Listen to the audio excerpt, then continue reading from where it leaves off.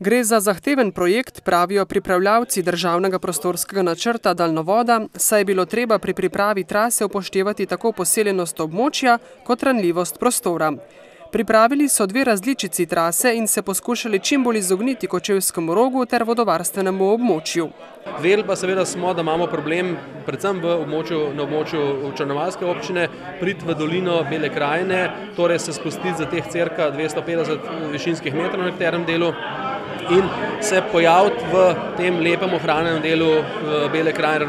Vendar nobena od pripravljenih variant ni navdušila krajanov z tega območja, saj obe posegata v ravninsko področje in kvarita krajinsko sliko, pravi Banovec. Če ti vedno v tako lepo dolino pride en tak velik daljnovod, ki je ena res lepa dolina Dobliče in Doblička gora, potem se ti spremeni en lep pogled. Krajani Doblički se zavedajo, da Bela krajina potrebuje 110 kV daljnovod, so ustanovili ljudsko iniciativo in pripravili rešitev, kako se izogniti dolini.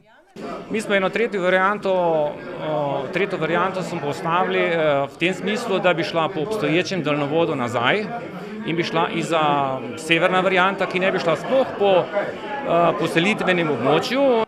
Tako bi daljnovod prečil samo 800 metrov ravninskega dela in ne 4 do 5 km, kot narekujeta uradni varianti, dodaja Banovec. Pripravljavci državnega prostorskega načrta so prisluhnili vsem pripombam in predlogom krajanov. Sicer pa je bilo to šele prva predstavitev prostorskih koridorjev daljnovoda. Zaradi zahtevne prostorske zakonodaje namreč načrtujejo sprejem državnega prostorskega načrta šele čez 4 leta.